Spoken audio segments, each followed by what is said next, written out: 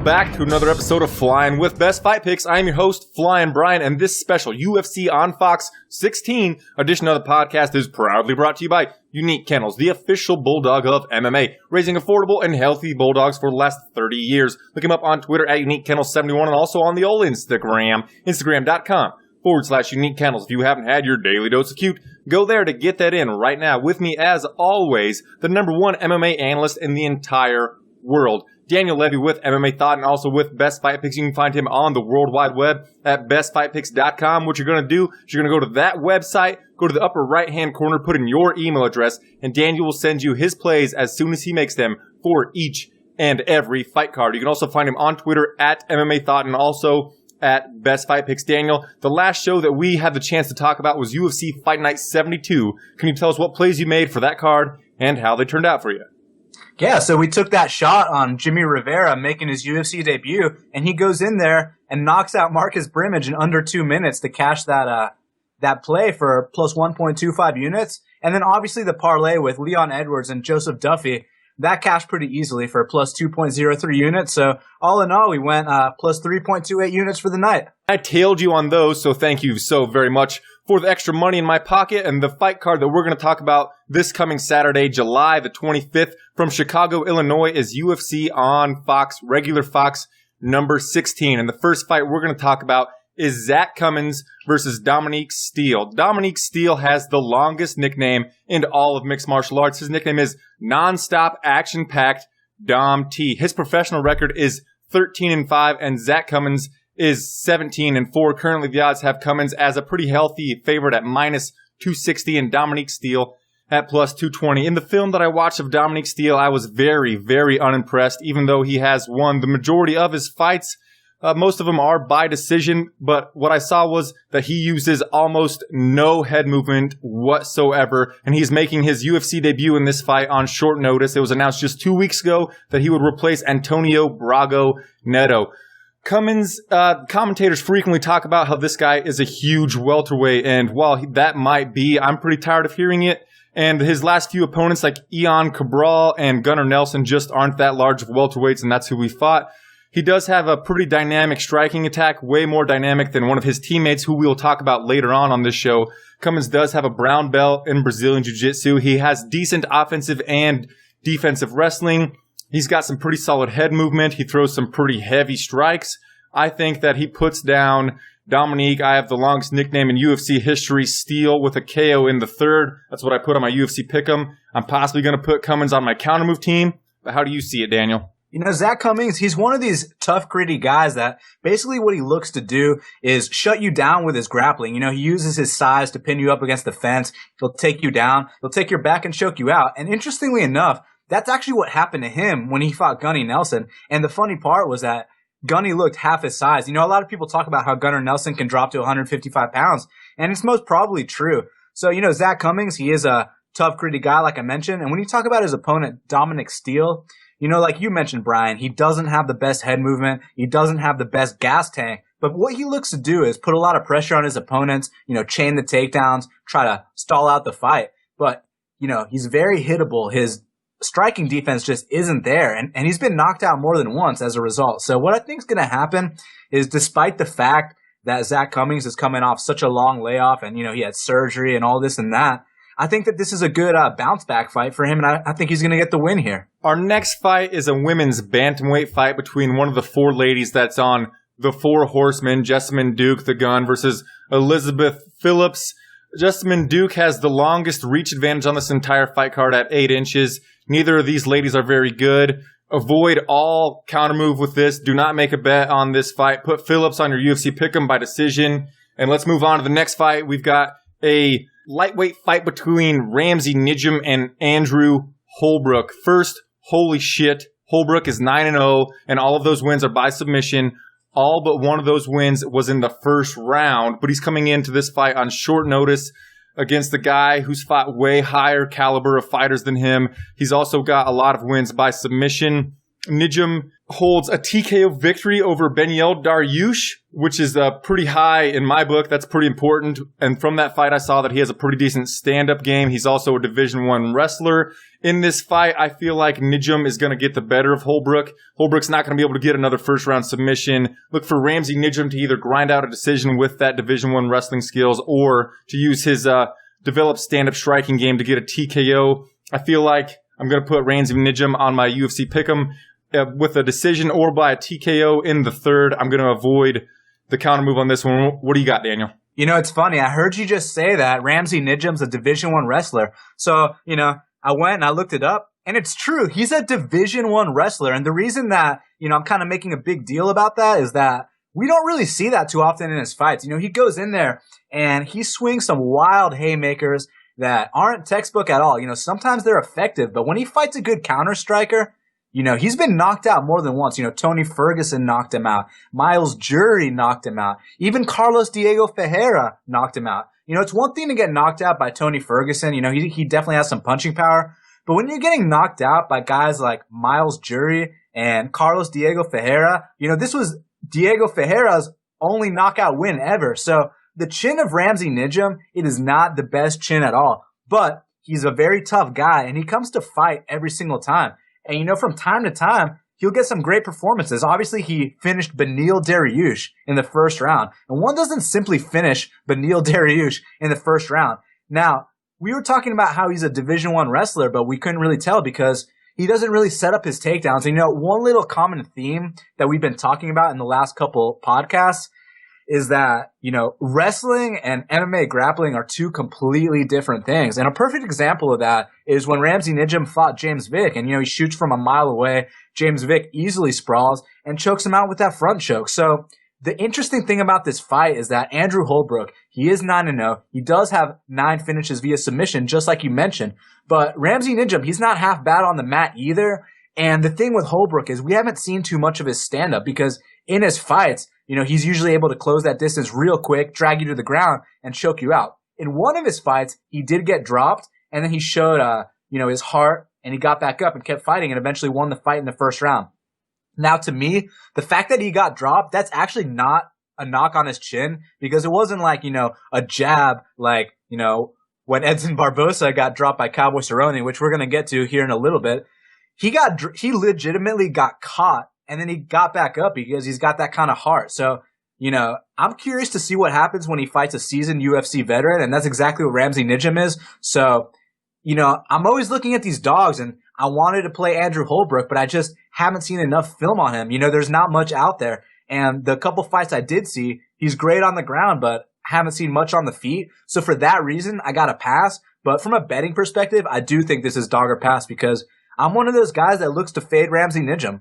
I also forgot to mention the odds. Andrew Holbrook is plus 120 currently, and Ramsey Nijum is minus 140. Another thing I forgot to mention is that Andrew Holbrook, his opponents, almost all of them have losing records, and the only guy that has a winning record is 42-year-old Ramiko Blackman. So that's not a very high level of opponent. But let's move on to the next fight. We've got Darren, the Detroit superstar, Cruikshank versus the James Krause, a lightweight fight. Cruikshank is 16-6 with 1 no contest, and James Krause is 21-7.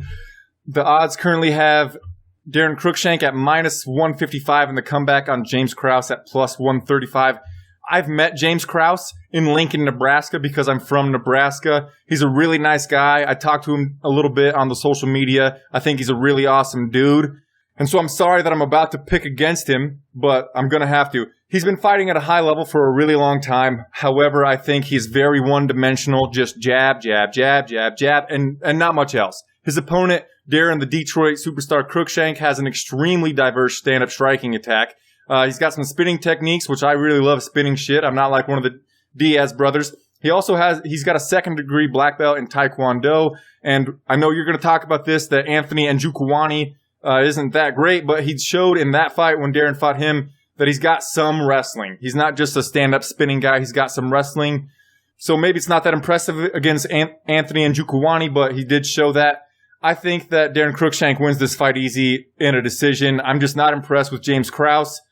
I'm sorry about that again, but James Krause, all he uses is this jab. People are always like, James Krause has the best jab in MMA. Great. Show me something else, please. I've got Cruikshank on my UFC pick'em by decision. Avoid the counter move because I don't think that no matter who wins this fight, no one's going to get a finish probably. I know that you've been debating this fight for a while. What do you got, Daniel? I don't really know who said James Krause has the best jab, but, when you talk about Darren Cruikshank, I mean, the guy, he's fought pretty much everyone in the lightweight division. He's been around the UFC for a while. He's pretty much, at this point, he's a UFC journeyman. And basically, he can do everything like you just said. He can wrestle, as seen in the Anthony Njokuani fight. He can spin. He can drop guys. In the George Masvidal fight, in the first minute of that fight, he actually goes in there and drops George Masvidal with an overhand right. George Masvidal then got up and picked Darren Cruikshank apart for the next 14 minutes of that fight. But it just went to show that he does have that knockout power. And obviously in that fight with Eric Koch, Eric Koch's a pretty well-respected striker in his own right. And Darren Cruikshank goes out there. Not only does he knock out Eric Koch, he knocked him out with the windmill. And what the windmill is, it's when you go right leg to right hand to left leg, or vice versa. And that's exactly what he did. He nailed Eric Koch with the right head kick, then he threw that right straight, the left straight, and then a left head kick subsequently dropped Eric Koch, and then he got the additional ground and pound for the stoppage. Now, when you put some pressure on Darren Cruikshank, that's when he begins to break. That's what we saw in the Adriano Martins fight.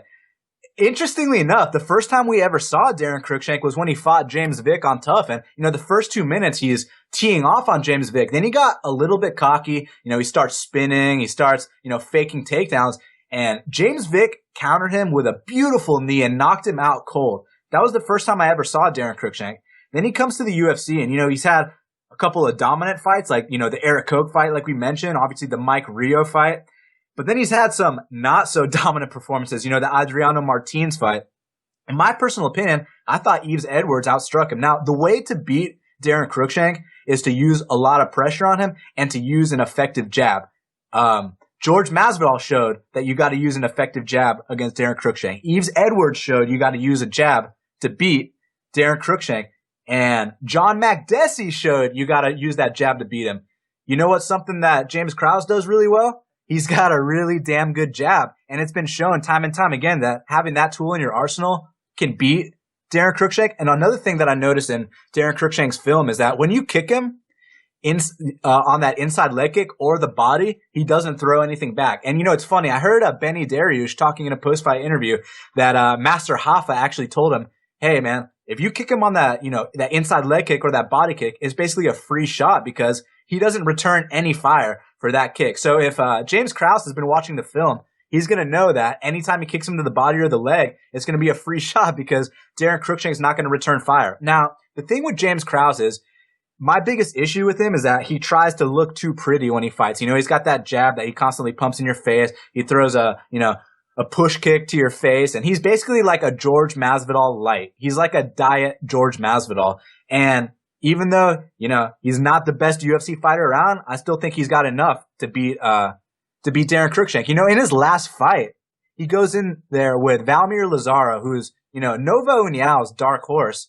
And you don't just go toe-to-toe with a guy from Nova União for 3 rounds. I mean, normally you'd get knocked out if you go toe-to-toe with one of those guys. And, even though I thought Valmir Lazaro won the fight, I got to give respect to James Krause for going toe-to-toe with that guy. So the thing about this fight is that while Darren Cruikshank is relatively well-rounded, I feel like his ceiling has kind of been reached. He's kind of capped off on his potential, whereas, James Krause, he seems to kind of make little improvements fight by fight. So for that reason, I have him for the upset. So possibly James Krause possesses the strengths that could directly attack Darren Cruikshank's weaknesses, but I'm going to tag Darren Cruikshank in this podcast, and so he can adjust his game plan accordingly so that he can win. And I can definitely be right on this fight. One thing that I want to point out about this fight is I'm always about like the reach and the stats about winning percentage and all that jazz. Darren Cruikshank is like 6 inches shorter than James Krause, but his reach is only 1 inch shorter. And of course, we've talked about this before, I think, that they only list the arm reach. So their wingspan is 72 versus 73 inches. Let's measure their legs too, because then we could go with the total reach advantage. But whatever. I'm definitely still picking Darren Cruikshank again. I'm sorry, James Krause. But let's move on to the Fox prelims portion of this fight card that begin at 6 Eastern, 3 p.m. Pacific time. Those last fights started at 4:15 p.m. Eastern and 1:15 Pacific time. That's a weird ass time to start things, but that's going to be on Fight Pass. This is the Fox portion of the prelims when we've got Eddie Wineland versus Brian. That's a great name. Kid Lightning Caraway. Eddie Wineland is 22-10 with 1 draw in his professional career, and Mr. Misha Tate is 19-8. Currently, the odds have Brian Caraway at plus 125 and Eddie Wineland as the favorite at minus 145. Brian Caraway is obviously a high-level grappler because he has 17 of his wins by submission. Surprisingly, his profile doesn't list any Brazilian Jiu-Jitsu skills, or credentials.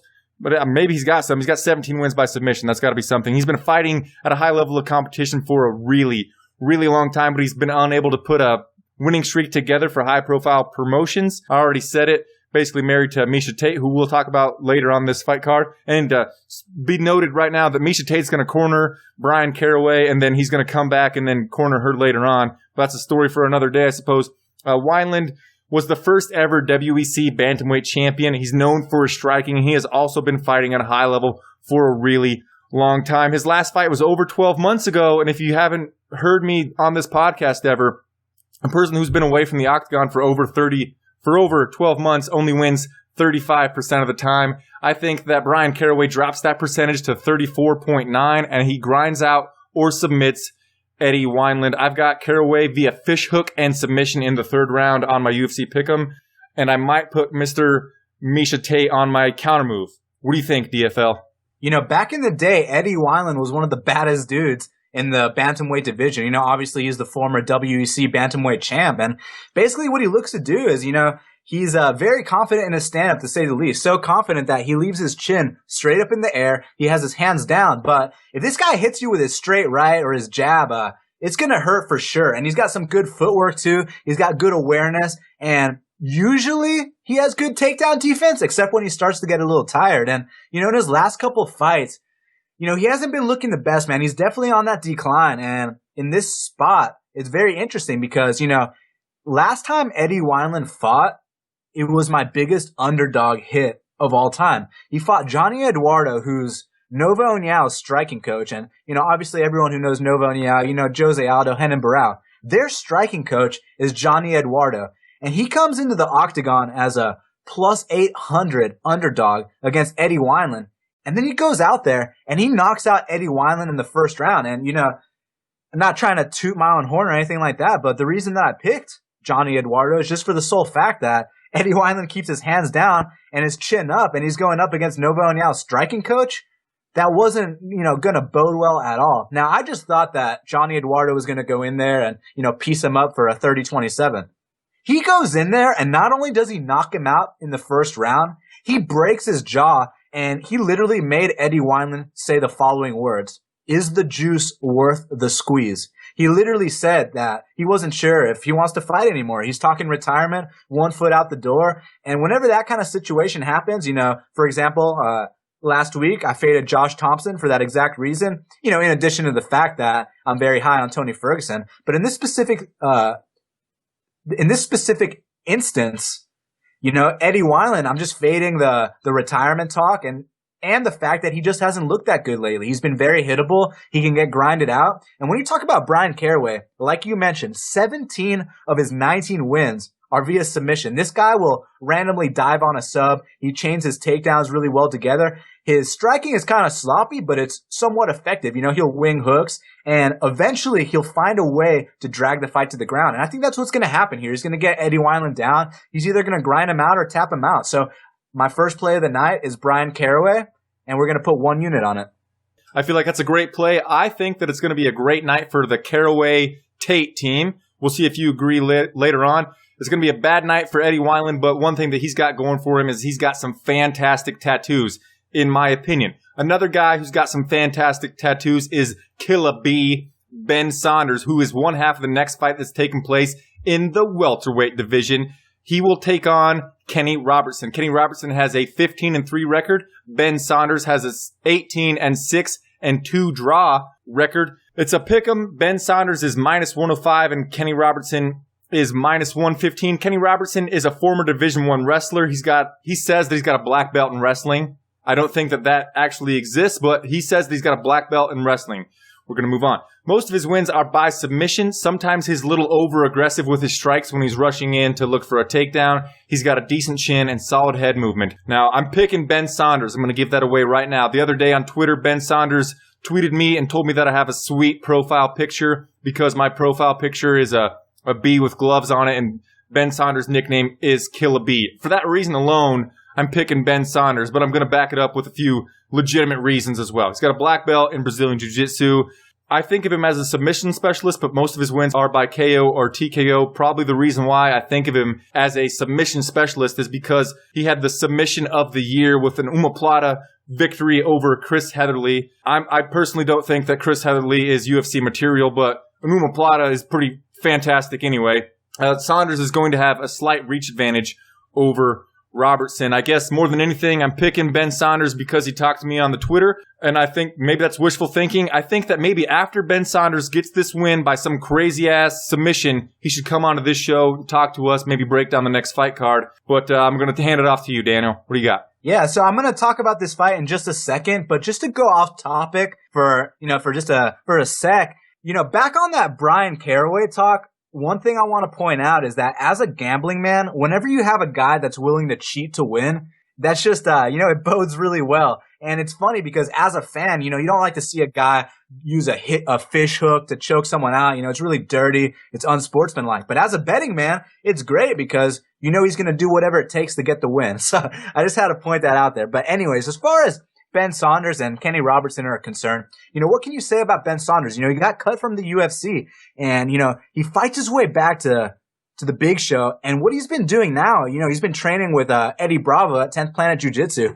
And man, you can tell, in his fight with Chris Heatherly, obviously he gets the only omoplata in UFC history. And then in his fight with Joe Riggs, again, he looks for that mission control. And unfortunately, Joe Riggs injured himself before he could get tapped out. But I'm pretty damn sure Ben Saunders was going to tap him out regardless. Now, the biggest issue with Ben Saunders is that he has absolutely zero takedown defense. And in the Chris Heatherly fight, he gets taken down easily. In the Joe Riggs fight, he gets picked up and slammed easily. Now, the problem with Chris Heatherly and Joe Riggs is that those guys weren't ready for the submission attack of Ben Saunders. When you talk about Kenny Robertson, not only is this guy a Division I wrestler, but this guy is the kind of wrestler that will pull off modified knee bars inside the octagon. So he's very well versed in his jiu-jitsu and his wrestling. So if there's any guy that can take down Ben Saunders and avoid, that rubber guard game and that 10th Planet Jiu-Jitsu, it's Kenny Robertson. So what I think is going to happen is, on the feet, obviously, you got to watch out for the kicks of Ben Saunders and the Muay Thai clinch because he's got some very devastating knees.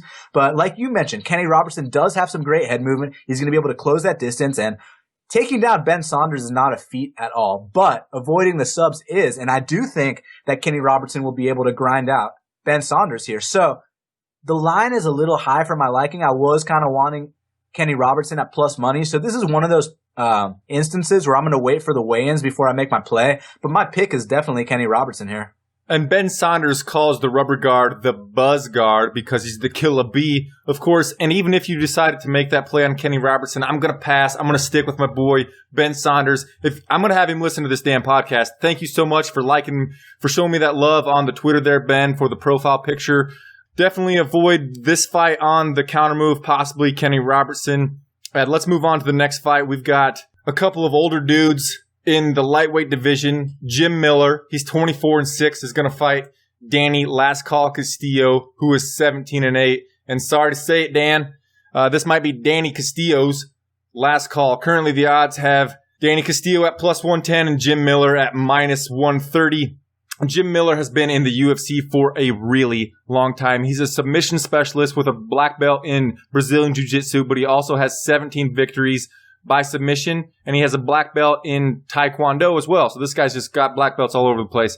This means nothing to this fight, but Jim Miller once lost to Pat Healy and had it reversed to a no contest because Pat Healy had been puffing on some Chiba. Big effing deal in my book. Pat Healy, he smoked that Chiba. He won that fight.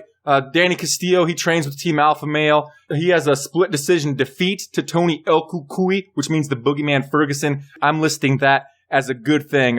You only lose a split decision to the Boogeyman. I feel like that's decent. He also has a victory over Tim the Dirty Bird Means. His background was originally in wrestling, but he's also has a black belt in Brazilian Jiu-Jitsu. But you'd have to go way back to 2008 to find his only submission victory, or his last submission victory, so he hasn't won by sub in a really, really long time. This guy is one of those cases where he was originally a grappler, a wrestler, and then at some point realized he could put people to sleep, decided that he was only going to try to put people to sleep, and completely went away from his wrestling, because now he just wings looping punches. For that reason, I feel like that guy needs to go back to his wrestling, but he's not going to. I've got Jim Miller via sub. What do you got, Daniel? I'm going to say this. Jim Miller is training out of his home gym. He's got a passion for hunting and fishing, and he's not really taking his MMA career that seriously anymore. Danny Castillo, for this fight, he left Team Alpha Male and he went to Colorado to work with Dwayne Bang Ludwig. So, he went to train in altitude with his former coach. That kind of shows the dedication he has for this fight because he really wants to win. Whereas Jim Miller, I don't think he really cares that much. Now, back in the day, back in Jim Miller's prime, this guy was one of the baddest dudes in the 155-pound division. When you talk about a guy that'll just dive on subs and, choke guys out and tap guys out that don't normally get subbed, you're talking about Jim Miller. Not only has he tapped out, jiu-jitsu black belts like Fabricio Camois, he's the only man in UFC history and MMA history to tap out Charles do Bronx Oliveira. One doesn't simply tap out Charles do Bronx Oliveira. But the thing is, those days are long gone, and Jim Miller's looked like a complete shell of himself. Nowadays, whenever he fights a really experienced guy, he kind of folds a little bit. The Cowboy Cerrone fight. Obviously, there's no shame in losing the Cowboy, but it's the way he lost. He got finished twice in that fight. One time with a body kick, but the ref actually thought it was a low blow, so he kind of let Jim Miller recover, and then later on with the head kick knockout. And then obviously against Benny Dariush, he had that little moment in the first round where he dove on that sub, but, Benny survived it and he went on to grind Jim Miller out. What I think is going to happen here is that, Danny Castillo, he's got way more knockout power than Jim Miller, but he's got a way worse chin. Now, when I say he's got more knockout power, this is what I'm referring to. Danny Castillo dropped Michael Johnson. Danny Castillo dropped Edson Barbosa. The guy's got some serious hands. Danny Castillo went to a split decision with Tony Ferguson. Now, I get into a lot of debates with guys about that fight because for me personally, I thought it was a clear 29-28 for Ferguson. But just the fact that one judge was willing to, give the fight to Castillo, that shows that he can be competitive with a current, top 10 guy. Whereas Jim Miller hasn't even looked remotely competitive with any top 10 guys. Now, both of these guys are on my fade list, and what that means is that I usually look to bet against them. But in this specific case, I'm actually going with the dog. I got Danny Castillo. I think what's going to happen is, if anyone's going to avoid Jim Miller subs, it's someone that trains with the alpha male guys because those guys, they'll dive on guillotines like it's nothing. And if Danny Castillo, he trains with those guys, I did mention he went to train with Dwayne Bang Ludwig, but, he did half and half actually. Half at Team Alpha Male, half, at Team Elevation. But if there's any guy that can defend Jim Miller subs, aside from Benny Dariush, I think Danny Castillo might be that guy because, like I mentioned, he is training with Uriah Faber on a daily basis. He is training with Chad Mendes, Joseph Benavidez, and those are the guys, that will just jump on those guillotines, those rear naked chokes like it's nothing. And to train with them, year in, year out, that's got to only improve your submission defense. And then, mix that in with the fact that he's taking this fight more seriously than Jim Miller, and I think that's a recipe for success. Now, like I mentioned, I can't bet on either guy, but my pick is Danny Castillo for the victory. That's really interesting that Jim Miller's fighting from his home gym. Earlier today, Dwayne Bang Ludwig stirred up some controversy on the Twitter when it was in an article. He said that TJ Dillashaw is the only member of Team Alpha Male that has championship drive. So I find that interesting that Danny Castillo also went out there with TJ Dillashaw to train with Dwayne Bang Ludwig. I know that Cody No Love Garbrandt was pretty pissed off that Dwayne Bang said that. Maybe he wasn't thinking about Danny Castillo when he said that. Maybe that's another day for Flyin MMA opinions and news. But real fast, just throw me your opinion. What do you think about Dwayne Bang saying that? I didn't really see it. I'd have to see the context and before I make a comment. I'm sorry to give you a politically correct answer. I never saw it, so I can't really comment yet. But if he did say it in those words, I mean, can I say I disagree? I really don't disagree. I mean, the numbers speak for themselves. Chad Mendes, 0-3 in title fights. Joseph Benavidez, 0-4 in title fights. Uriah Faber, back in the day, he was a champ, but in his last couple, I mean, he's like 0-5. So the only guy, that's touched the belt at Team Alpha Male, I'm talking about the UFC belt. Obviously, Uriah touched the WEC belt, but the only man that's touched UFC gold is TJ Dillashaw. So, as harsh as it may sound, maybe Dwayne Bang does have a point. I mean, maybe he does have a point, but if Danny Castillo is going out to Colorado to train with him and he's also a member of Team Alpha Male, I don't feel like you should say that, Dwayne Bang. And also you got guys like Cody No Love and you got Paige 12-gauge Van Zant. She's not a guy, but she's still training there. She seems like she has some championship drive, but that's, like I said, that's a story for Flyin MMA Opinions and News. I'm going to resurrect that series of my podcast coming up in pretty soon, I think. But let's move on to a light heavyweight fight between Gian Villante and filthy Tom Lawler. Villante is 13-5 and Lawler is 9-5 with one no contest. Currently, the odds have Villante as the favorite at minus 230 and the comeback on Tom Lawler at plus 190. First things first, Gian Villante trains with Chris Weidman at Serra-Longo. That should be enough right there. Pick him, and let's move on. But I'll say a few more things. He's a former Division I wrestler at the same place as Chris Weidman, Hofstra. He also played football for Hofstra and at one point was considered an NFL prospect. His striking has progressed in his MMA career, as you would expect. That's good. Good job, John. Tom Lawler has sat out for over 2 years. That's a long, long time. But he's a former Division I All-American wrestler. He's got a purple belt in Brazilian Jiu-Jitsu. But as I said, 2 years. I like to give that 35% winning percentage for dudes that have sat out 12 or more months. Well, 24 months or more than that? I mean, I'd like to see some numbers on that. So I think that Gian Villante either KO or TKO midway through the fight on Tom Lawler. What are your MMA thoughts, Daniel? Yeah, Gian Villante has come a long way. When I first saw him, it was back in Strikeforce, and, I saw him fight Lorenz Larkin at heavyweight, and Lorenz Larkin took it to Gian Villante. And then you should check out Gian Villante versus Chad Griggs. It was a Strikeforce fight. It was one of the best first-round brawls I've ever seen in my life. They just go toe-to-toe till Villante actually went down. But, he's gotten a lot better. And the thing with Villante, his biggest issue has been his cardio. He'll start out very strong. He'll get some slams. He'll land punches on the feet, and then he'll just gas out. But it seems like he's kind of addressed that issue because in his last fight, he goes in there against the undefeated Corey Anderson, and his striking looked much improved. He was landing leg kick after leg kick on Corey Anderson, and then eventually he knocked Corey Anderson's teeth out and knocked him out in the third round. So that to me showed that he's really working on patching up his cardio.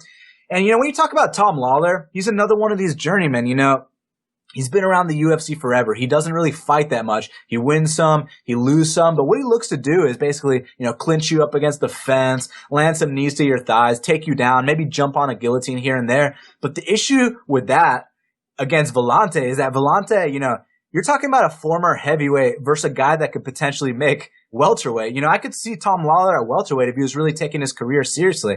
And now he's going back up to 205 to take on the much larger Villante. Now, I always favor I always favor skill over size, but in this case, I think it's a matter of skill and size. So I got to go with Villante all day here. I think he's going to just big brother Tom Lawler. So yeah, that's my pick. And I'm not really sure if I want to bet it yet. Maybe Gian Villante will be the guy that I parlay with Kenny Robertson. You're just going to have to tune in, and I'll let you know after the weigh-ins what I decide to do. So as always, we're following you on the Twitter at Best Fight Picks to see if you made that play. Or if you don't want to check out the Twitter, bestfightpicks.com, upper right-hand corner, slap your email address right in there, and you, Daniel, will send everyone that registered their email address the play as soon as you make it for each and every fight card. It doesn't get much better than that. And like I said, Gian Villante trains with Chris Weidman at Serra-Longo. Tom Lawler hasn't fought in a really long time. That should be enough right there. But let's move on to the main card portion. It's on the same exact channel as those last prelim portion.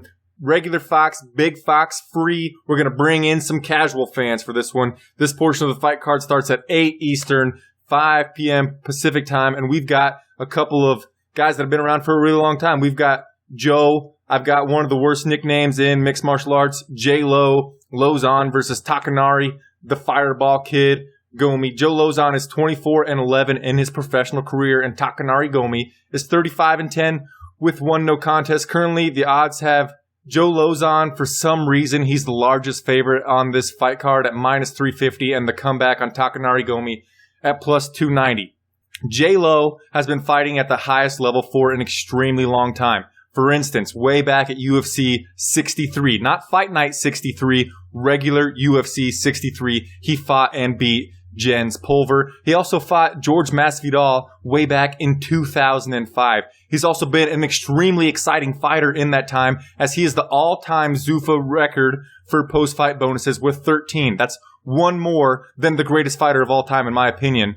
Flyin MMA Opinions News, Anderson the Spider Silva. Lately, however, he has not looked that great against the top guys in the UFC. His opponent, Takanori Gomi, almost the same story. Very big name in the MMA world. He's beat some big guys. He's known as a striker, but most of his wins are by decision.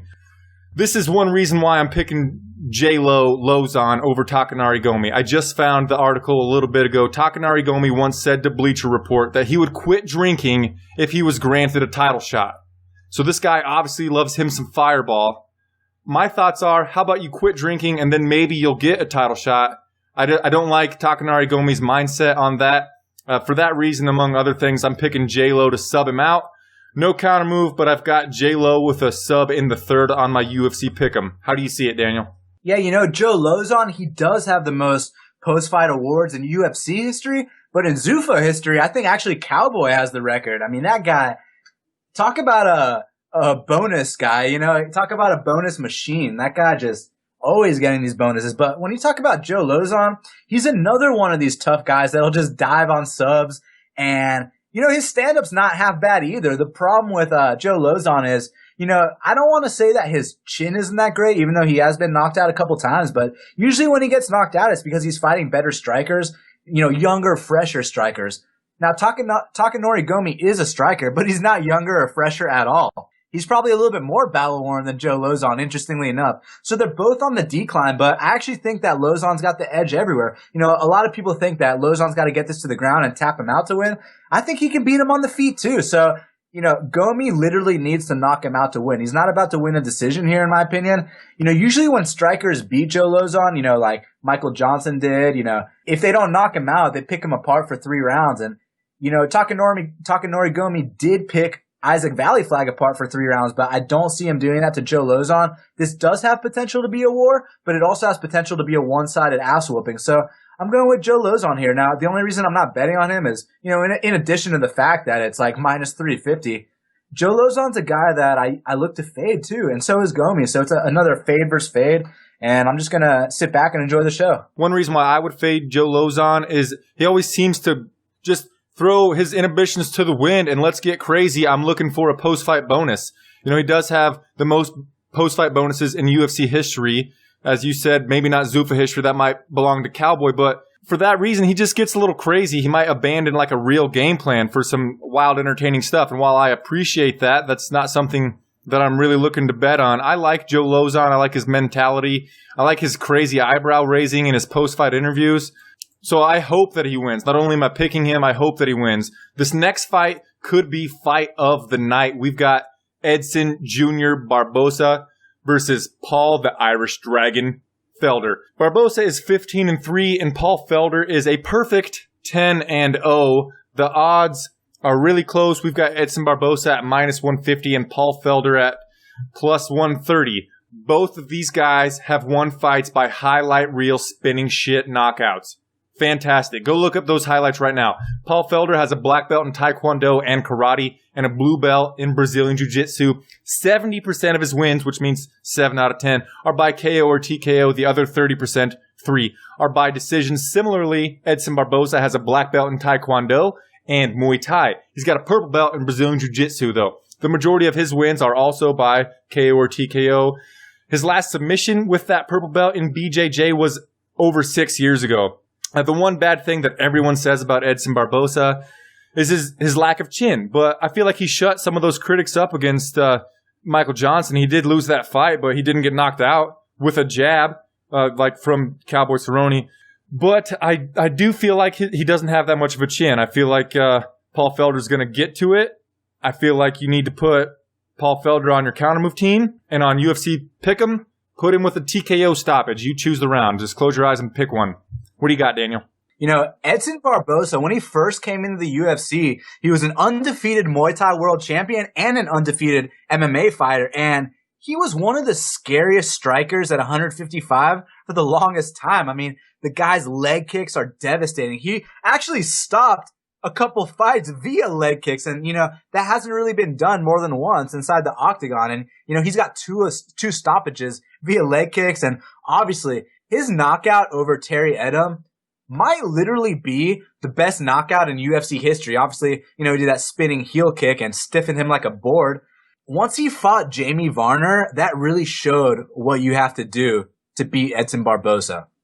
And what you have to do is get in his face. You know, don't let him run around the ring and land those leg kicks and, you know, set up his strikes. Because if you do, the guy will tee off on you. Edson Barboza is so damn fast. And when you're fighting a really fast guy, you can't go speed for speed with him. You got to cut off the ring. You got to counter him properly. And that's exactly what Jamie Varner did. He cut off that ring. You know, he ate the leg kicks. He didn't take a step back. And then once he landed that right hand on the chin of Edson Barboza became a completely different man. And I think it kind of showed that, you know, maybe he did have a lot of, you know, stand and bang Muay Thai fights back in the day, because he does not react to taking punches well at all. Offensive output is great. I mean, the guy's so fast. The guy's so dynamic with his striking, but striking defense and chin is just not there. Not only did Jamie Varner prove it, like I just mentioned, but Danny Castillo did the exact same thing in the first round. He dropped Edson Barboza with the right hand, and, you know, the ref could have stopped it, but they gave Edson Barboza the benefit of the doubt. In his fight with Donald Cowboy Cerrone, you know, he's teeing off on Cowboy Cerrone, and Donald drops him with a jab, and it wasn't even that hard of a jab. And Edson Barboza's eyes roll to the back of his head, and he goes down. And then in his fight with Michael Johnson, this fight was fascinating to me because, you know, usually Edson Barboza is the much faster striker, and Michael Johnson was actually faster than Edson Barboza. So what he did was he cut off the ring, and he just bullied Edson Barboza the entire time. Barboza wasn't in that fight, you know, for 1 second. Now, one good thing that Edson Barboza does do besides his kick is his counter left hook. You know, if you throw a right hand at him, he'll parry it real nicely and, you know, throw that counter left hook, and, you know, he can stop guys in their tracks with that and potentially knock someone out. Now, let's talk about Paul Felder. This is a kid that I'm very high on. Now, when you talk about one of the most dynamic strikers in the UFC, you know, you'd think about a guy like Edson Barboza, but Paul Felder might be that next generation version. Now, it's interesting. You know, I watched his regional scene fights, and, you know, he throws spinning kicks. He's got big leg kicks. He's got big knees, throws big hands. He almost has a style kind of like Donald Cerrone, but, you know, Donald Cerrone's kind of, you know, taller on the skinnier side. And I don't want to say Paul Felder's short, but he's definitely, you know, he's shorter, he's stockier, he's a pit bull, and he's got so much power in his hands. He's got so much power in his kicks. And the guy's a gamer. You know, if you watch his UFC debut against Jason Saga, you know, it's kind of funny because I've seen a lot of people say stuff like, well, we know his stand-up's good. How's his ground game? Go watch his fight with Jason Saga. He's stuffing the takedowns. When he does get taken down, he gets right back up. Off his back, he's looking for triangles. He's looking to sweep. This guy's got a scary ground game too. And then when you stand with him, chances are you're getting knocked out. I mean, back in the day, you know, on the regional scene, I was watching his fights, and he's fighting wrestlers. He's stuffing every takedown, and he's knocking them out with flying knees. Now, the thing with Paul Felder versus Edson Barboza is, like I mentioned, Edson Barboza is going to have a big speed advantage. But the way you beat a guy that has a speed advantage is you don't go speed for speed with him. If Paul Felder tries to come out and match Edson Barboza on speed, he's going to lose all day. So what Paul Felder needs to do is he needs to cut off the ring. He needs to walk him down. He needs to pick his shots and counter properly. He needs to land on that chin of Edson Barboza and make him start questioning himself, make him start backing up more. And if he does that, I sincerely believe he's going to go out there, knock out Edson Barboza, or beat him up for a dominant decision. So for that reason, I have 2 units on Paul Felder.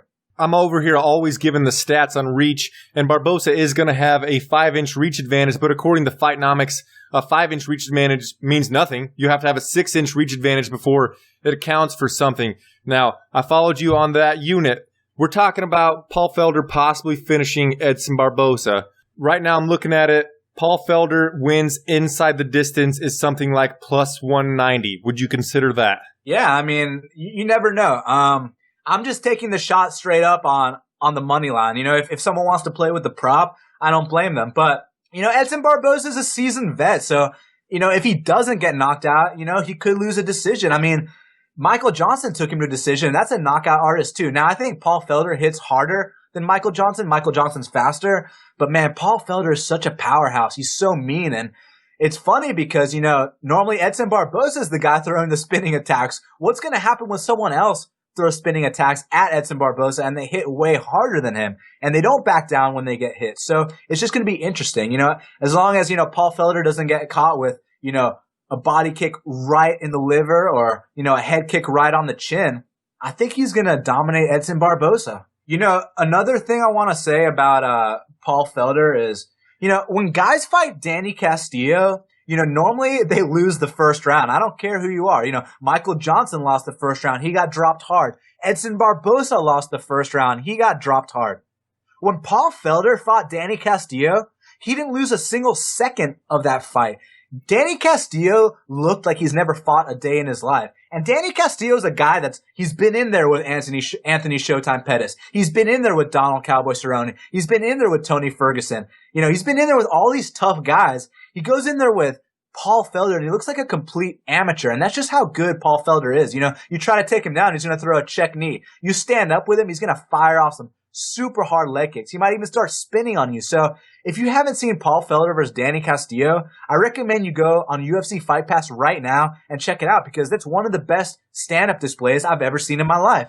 Also, if you don't currently have UFC Fight Pass, I feel like it's one of the best values in all of mixed martial arts. Go sign up for it. It's $8 a month. You're already paying for Netflix. Probably go sign up for that. And I'm putting the stamp on this one. This is going to be the fight of the night.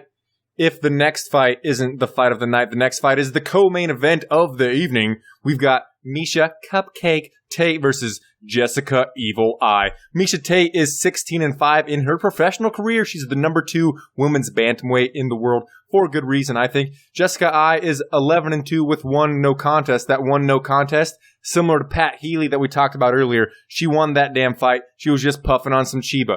Big deal. Give her the win.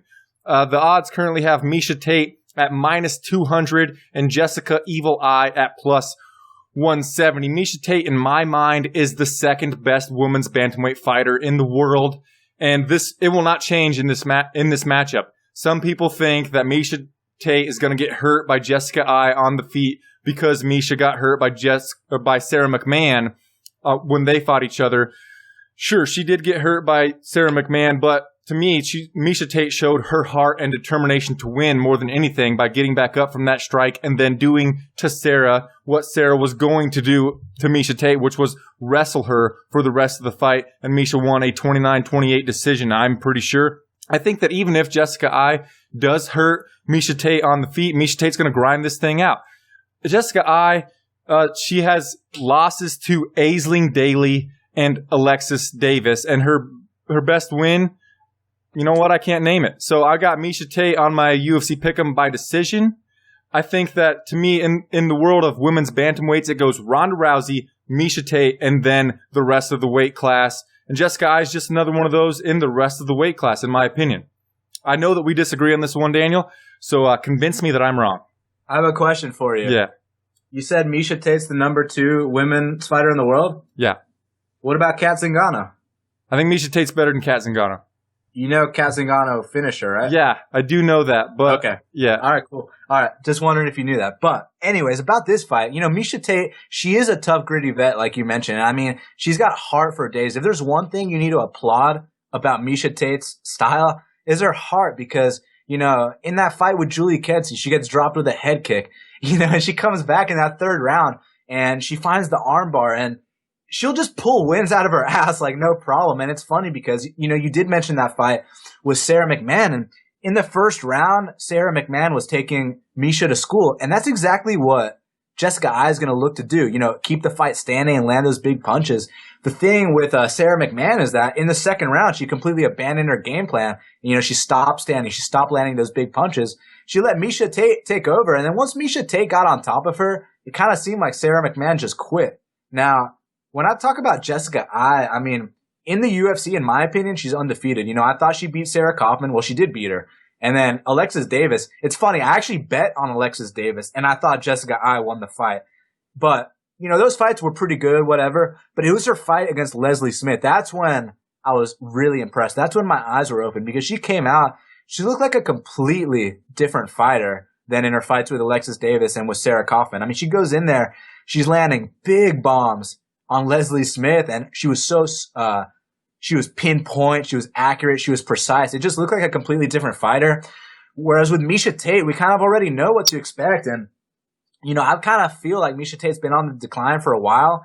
And I feel like Jessica Ai is going to be able to capitalize in those areas that Sarah McMahon failed to do. So for that reason, I'm going to take the shot on the dog at plus 165, just one unit.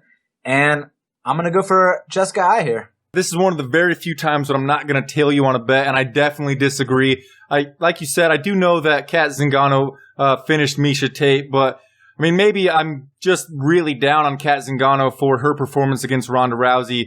Maybe that's a talk for another day on Flyin MMA Opinions and News, but man, what a stupid game plan of Kat Zingano to bring on Ronda Rousey. And I'm giving Misha Tate credit. I mean, I guess she's got two chances at Ronda Rousey, but she did take Ronda Rousey to the third round. She escaped the arm bars and all that jazz. So yeah, I'm putting Misha Tate above Kat Zingano. I'm not going to fade you and then bet Misha Tate, but I'm definitely picking against it, and I'm not going to tail you on this one. Ready to move on to the main event of the evening? Let's do it. The main event of the evening is a rematch between TJ Dillashaw and Renan Barão Pagano. Let's say this guy's last name is Pagano, I think. I mean, Barão means the Baron, so you're saying Renan the Baron. Okay. So TJ Dillashaw has a professional record of 12-2, and Renan Barão is 35-2 with one no contest. And before he lost to TJ Dillashaw, hadn't lost in 8 years. Currently, the odds have Renan Barão at plus 200 and TJ Dillashaw at minus 240. I personally am picking TJ Dillashaw. Is he worth minus 240? Probably not in my mind. But here's some of the thoughts that are roaming through my head right now. This is a title rematch, and in title fight rematches earlier today, Ralph Steam from the Twitter asked me about some statistics on title fight rematches. And while I did look, I was unable to find them, but I was thinking about this. Cain Velasquez versus Junior Dos Santos, their first fight ended in 66 seconds with a crazy overhand right freak thing. And then in the next two fights, Cain Velasquez whooped his ass. Way back in the day, George St. Pierre versus Matt Serra. Matt Serra landed a huge punch, put it away early, fluke thing. George St. Pierre came back. He's the better, more well-rounded mixed martial artist, and he whooped that ass in the second fight. That's a theme. I know it's not a title fight rematch, but Robbie Lawler versus Rory MacDonald. Their last fight was a rematch. In the first fight, it went to a decision. And in the second fight, the guy that won the decision, he figured out his opponent a little more and ended up getting a finish. Now, in the first fight between TJ Dillashaw and Renan Barão, sure, some people are going to say, but that shot from TJ Dillashaw that dropped Renan Barão in the first, maybe that was a fluke, and Renan didn't seem the same after that. But Renan got his bearings back, and while maybe he was more timid after that, TJ Dillashaw pieced him up until he got the victory, the finish victory, and after that, Renan Barão just hasn't looked the same. So what I'm saying is that fights that end abruptly and crazily early on in the fight, when they rematch, the person that got finished might have a better chance of winning the next time if they just avoid that one crazy shot. One example, Gabriel Gonzaga versus Mirko Cro Cop. Gabriel Gonzaga hit Mirko Cro Cop with his own Cro Cop thing. Freak deal. The next time, all Cro Cop has to do is look out for that thing, and he wins the fight. He did that. He whooped Gabriel Gonzaga's ass. I don't think that Renan Barão is he's going to avenge that loss here. I feel like maybe TJ Dillashaw finishes him early. This time he hits him with that big shot early. He finishes him early. He doesn't let it go on. I'm not that confident in it. I'm not going to put bets on it, but also on the counter move. Hey, counter move, you're listening to this? Throw us a sponsor. But TJ Dillashaw is my most scoring person ever on my counter move team, and I just can't go away from that. I'm going to put TJ Dillashaw on my counter move team again, and I'm going to put him with a TKO or a KO in the third or in the fifth on my UFC pick'em, because I've talked about it a whole bunch on this show. I'm giving myself that 50-point buffer so that if you pick the same thing as me, KO, but in the third, this thing goes through decision, I'm going to beat you by 50 points. So this is a highly anticipated bantamweight rematch I'm really looking forward to, live and free on Big Fox, regular ass Fox. What do you think about it, Daniel? You know, I mentioned earlier how Eddie Wineland versus Johnny Eduardo was one of my biggest plays of all time, you know, with the plus 800 underdog cashing. Well, it's only fitting that I talk about one of my biggest losses of all time, and that was Renan Barão against TJ Dillashaw the first time. You know, I had a 10-unit parlay with Renan Barão and Daniel Cormier, who actually fought Dan Henderson that night. You know, Daniel Cormier absolutely manhandled Dan Henderson, and then I thought, hey, it's smooth sailing after this. And then TJ Dillashaw comes out, and he pulls off one of the greatest upsets in UFC history, and it was such an eye-opening moment. It was really one of those times that made you be like, you can't count anyone out in the sport. And, you know, I thought I learned my lesson, you know, from the Weidman-Silva fight, but this one really taught me a lesson. And what it taught me was that anyone can win on any given night. And I think we're going to see a different fight this time. You know, TJ Dillashaw, he's a completely different fighter ever since he started training with Dwayne Bang Ludwig. You know, he used to, you know, he'd have decent striking, he'd have good wrestling, but now he's become a striking dynamo. He's become a mastermind. He's got very high volume output. You know, he lands over 100 strikes per fight, and his footwork is absolutely ridiculous. He'll completely fake you out, and when you're not expecting it, he'll go in there and attack you, and he'll knock you out. The only person who's been able to, you know, crack the code of the new Dillashaw is actually Rafael Assunção, you know, the ATL boy. But this is an interesting fight because, you know, back when they first fought, Renan Barão was, you know, he's coming on a 31 fight undefeated streak.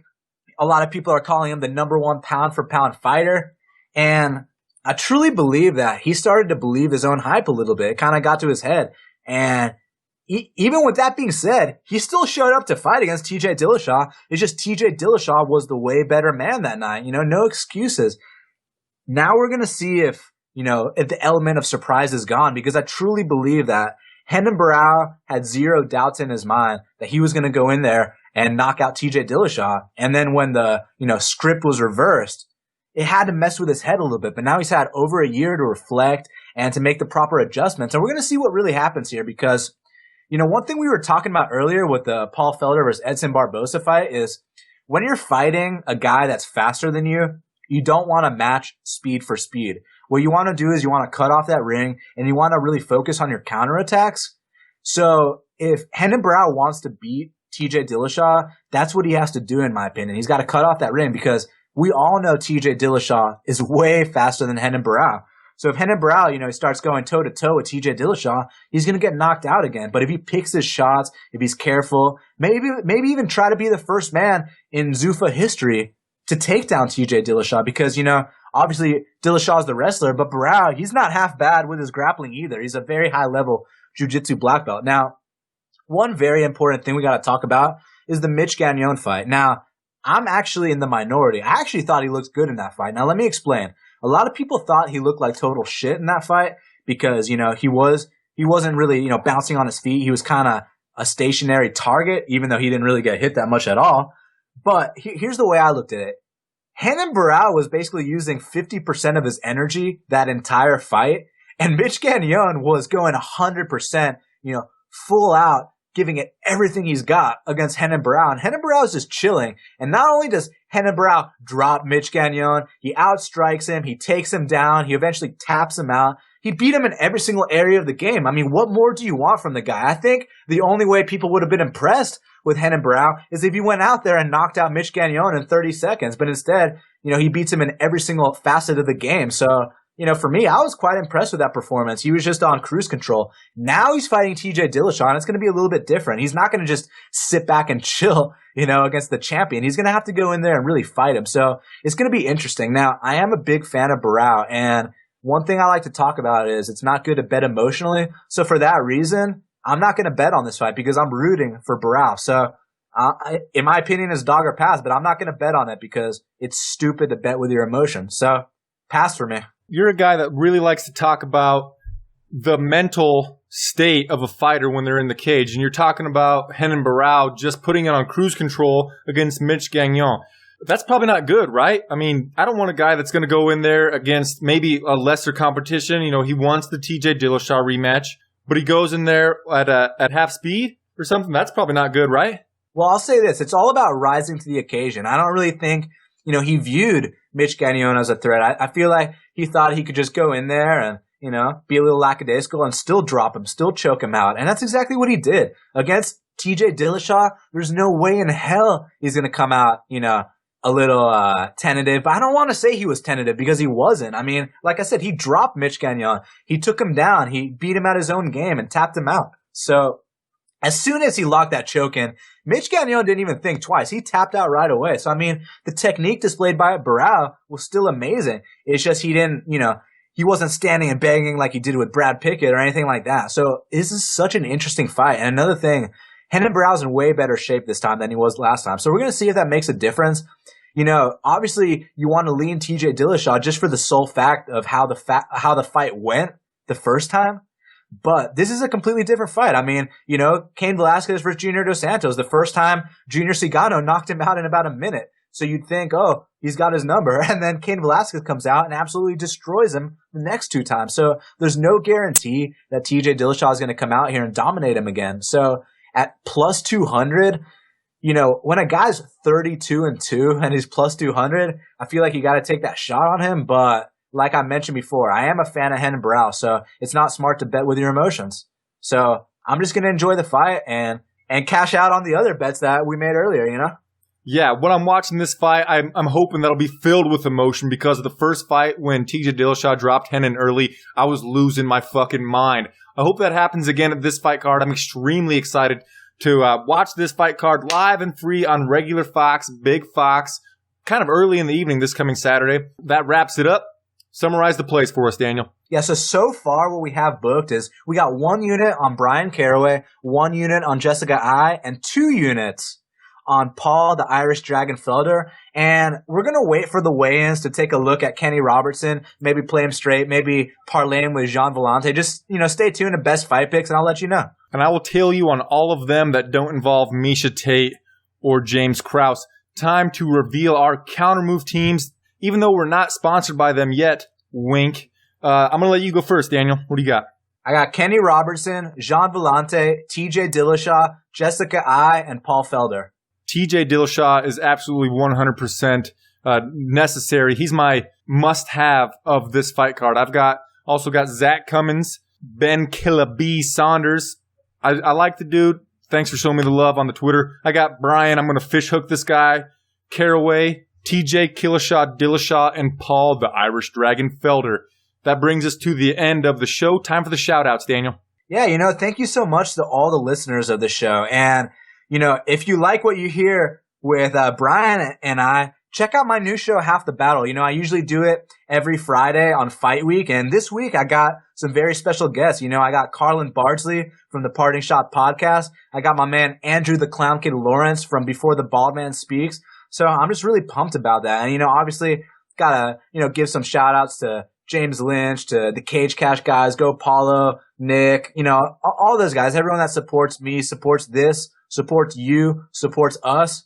I'm truly grateful. So thank you so much. I'd also like to give a shout out to the Clown Kid, Andrew Lawrence. The dude obviously hates rock music or something like that. I love watching the Bald Man Speaks. There's always like that hour in between the fight card and the post-fight press conference where I'm like, I don't know what to do with my hands. I guess I'm going to watch Before the Bald Man Speaks with the Clown Kid. I really like his show. Also, we both have some love for some podcasts. Last night, I was watching The Keyboard Warriors with my buddies Fred Kirby and Doc Robbins. They gave me some shout-outs in there, so shout-out back to them, guys. I love the Stand and Bang podcast and everything that they do. My number one shout out each and every week is Unique Kennels, the official bulldog of MMA. He's been raising affordable and healthy bulldogs for the last 30 years. Look him up on Twitter at UniqueKennels71 and also on the Instagram, instagram.com/Unique Kennels. I've already had my daily dose of Q. I could not possibly stand any more, but you go get yours in right now. Also, thank you so much to each and every person that listens to this show. I am at Flyin MMA. I've already listed where they can find you. It's basically all over the place. Thank you so much, guys, and I'll see you next week. See you, Brian. Namaste.